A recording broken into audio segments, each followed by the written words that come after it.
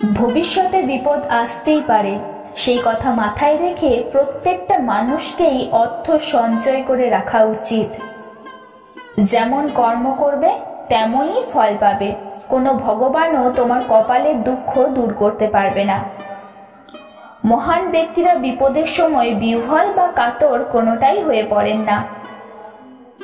যেই ব্যক্তির জন্মের দ্বারা বংশের নাম উজ্জ্বল হয়, সেই ব্যক্তির জন্মই সার্থক।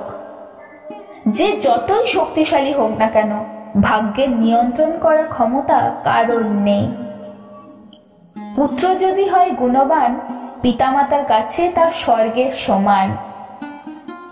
একটি শক্তিশালী মনকে কেউ কখনোই হারাতে পারে না। ভালো করে চিন্তা করে কথা বলা উচিত, হঠাৎ করেই কিছু বলা উচিত নয়। শত্রুর প্রতি কোমলতা প্রদর্শন করা উচিত নয়, তাকে সর্বদা বিপজ্জনক মনে করা প্রয়োজন। দুর্মূল্য জিনিসগুলি সাধারণত আমাদের থেকে অনেক দূরে থাকে, তাই সেগুলি পাওয়ার জন্য আমাদেরকে কঠোর পরিশ্রম করতে হবে। অন্নদানের চেয়ে শ্রেষ্ঠ দান আর হয় না এবং ভবিষ্যতেও হবে না। বিশ্ব অন্নের দ্বারা পরিচালিত হয়। বালক বলে তার উপদেশ খারাপ এবং বৃদ্ধ বলে তার উপদেশ ভালো, এমন ধারণা করা উচিত নয়। মন খাঁটি হলে পবিত্র স্থানে গমন অর্থহীন। স্বভাবত কেউই আমাদের বন্ধু কিংবা শত্রু হয় না, একমাত্র কাজের দ্বারাই মানুষ আমাদের বন্ধু কিংবা শত্রু হয়। উৎসবে, বিপদে, দুর্ভিক্ষে, শত্রুর সঙ্গে সংগ্রামকালে, রাজদরবারে এবং শ্মশানে যে তোমার সঙ্গে থাকে, সেই তোমার প্রকৃত বন্ধু। একজন মানুষ তার মৃত্যুর দ্বারা মহান হয়, জন্মের দ্বারা নয়। বিপদ আসার আগেই বিপদ থেকে পরিত্রাণের উপায় খুঁজে বের করে রাখা উচিত। ঘরে আগুন লাগলে তারপরে কুয়ো খুঁড়ে কোনো লাভ হয় না। রাতের ভূষণ চাঁদ, নারীর ভূষণ পতি, পৃথিবীর ভূষণ রাজা, কিন্তু বিদ্যা সবার ভূষণ। চঞ্চল মন যে কোনো বিষয়ে সম্পূর্ণ জ্ঞান অর্জন করার পিছনে সবসময় বাধা হয়ে দাঁড়ায়। তাই নিজের মনকে সর্বদা শৃঙ্খলতার মধ্যে আবদ্ধ করে রাখুন। ধন দান করলে হ্রাস পায়, কিন্তু বিদ্যা দান করলে তা বেড়ে যায়। তাই ধন অপেক্ষা বিদ্যাই শ্রেষ্ঠ। সত্য অপেক্ষা শ্রেষ্ঠ ধর্ম নেই, মিথ্যা অপেক্ষা বড় পাপ নেই। ধর্মের অবস্থান সত্যেরও উপরে, তাই সত্যকে ত্যাগ করা কখনোই উচিত নয়। যতক্ষণ আশা আছে ততক্ষণ পর্যন্ত রোগীর চিকিৎসা করে যাওয়া উচিত, কারণ কার ভাগ্যে কি আছে তা বলা যায় না। যার ভাষা সরস তার কর্ম শ্রমযুক্ত, যার সম্পদ দান কার্যে নিযুক্ত তার সফল। একটি দোষ বহু গুণকেও গ্রাস করে ফেলে, তাই জন্য কোনো দোষ করার আগে অন্তত একবার চিন্তা করুন। প্রতিটা বন্ধুর পিছনে কিছু না কিছু স্বার্থ থাকে, স্বার্থ ছাড়া কেউ বন্ধু হয় না, আর এটাই হচ্ছে তিক্ত সত্য। কৃপণ ব্যক্তি কখনো ধন সম্পত্তি ভোগ করতে জানে না। কুকুর আকণ্ঠ জলে ডুবে থাকলেও জিভের দ্বারা চেটে চেটে জল পান করে। দুর্জন ব্যক্তি বিদ্বান হলেও যে কোনো মূল্যেই তাকে এড়িয়ে চলা উচিত, কারণ মণিভূষণ বিষাক্ত সাপও অধিক ভয়ঙ্কর হয়ে থাকে। সাপ, রাজা, সিংহ, বোলতা, বাচ্চা, অন্যের কুকুর এবং মূর্খ, এই 7 জনকে ঘুম থেকে জাগানো উচিত নয়। পরের স্ত্রী, পরের জিনিস, পরনিন্দা আর অন্যকে উপহাস করা, গুরুজনের সামনে চপলতা ত্যাগ করা উচিত।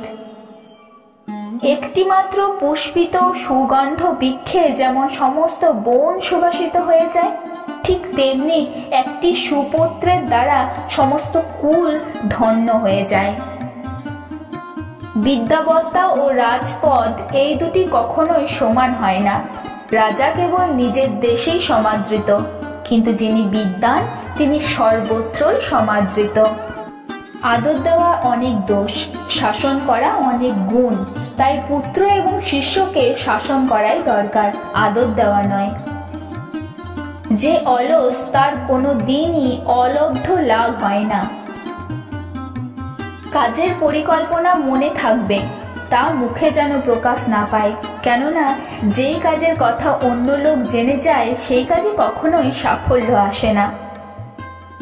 গুণহীন মানুষ যদি উচ্চ বংশেও জন্মায় তাতে কিছুই যায় আসে না। নিজ কুলে জন্মালেও যদি কেউ শাস্ত্রজ্ঞ হয় তবে তার দেবতারাও তাকে সম্মান করেন। বইয়ে থাকা বিদ্যা আর পরের হাতে থাকা ধন একই রকম, প্রয়োজনকালে তা বিদ্যা নয়, ধনও নয়। ভয় যতক্ষণ না আসে ততক্ষণই ভয় পাওয়া উচিত নয়। যদি শেষ পর্যন্ত ভয় এসে যায় তাহলে তার যথাযথ প্রতিকার করাই কর্তব্য। 5 জনের সঙ্গে বসবাস করা উচিত, 5 জনের সঙ্গে হাঁটা উচিত, 5 জনের সঙ্গে মিলেমিশে খাওয়া উচিত, 5 জনের সাথে দুঃখের লাঘব হয়। তাই 5 জনের সঙ্গে থাকুন, একা নয়।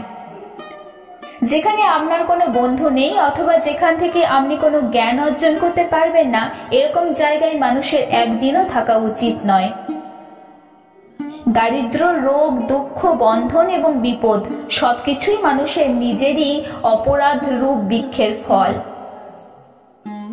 উপকারী ব্যক্তির সাথে উপকার, হিংস্র ব্যক্তির সাথে প্রশংসা এবং দুষ্ট ব্যক্তির সাথে দুষ্ট ব্যবহার করা উচিত, এতে কোনো দোষ নেই।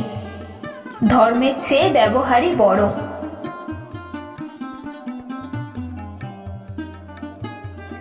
গুরুর অপবাদ বা নিন্দা যেখানে হতে থাকে সেই জায়গায় নিজেকে নিয়ে যাওয়া একটা বড় পাপ। কারণ যিনি তোমাকে জ্ঞান দান করেন তার স্থান সর্বদাই সবার উচ্চ স্থানে হয়। তাই সেই স্থান পরিত্যাগ করুন যেখানে গুরুর নিন্দা হয়। একজন শিক্ষার্থীর কখনোই কোনো মূর্খ ব্যক্তির সাথে বেশি কথাবার্তা বলা উচিত নয়, কারণ একজন মূর্খ ব্যক্তির জ্ঞান খুবই সামান্য পরিমাণে থাকে একজন বিদ্বান ব্যক্তির তুলনায়। সুতরাং সেই সমস্ত ব্যক্তিদের সাথে কথা বলা এড়িয়ে চলুন। ভালোভাবে না দেখে পা ফেলা উচিত নয়, তাতে মানুষের বিপদ বাড়তে পারে। যার অধিকার যতটুকু আছে তাকে সেইটুকুই অধিকার দিন, এর বেশি অধিকার দিতে যাবেন না। নানাভাবে শিক্ষা পেলেও দুর্জন সাধু হয় না।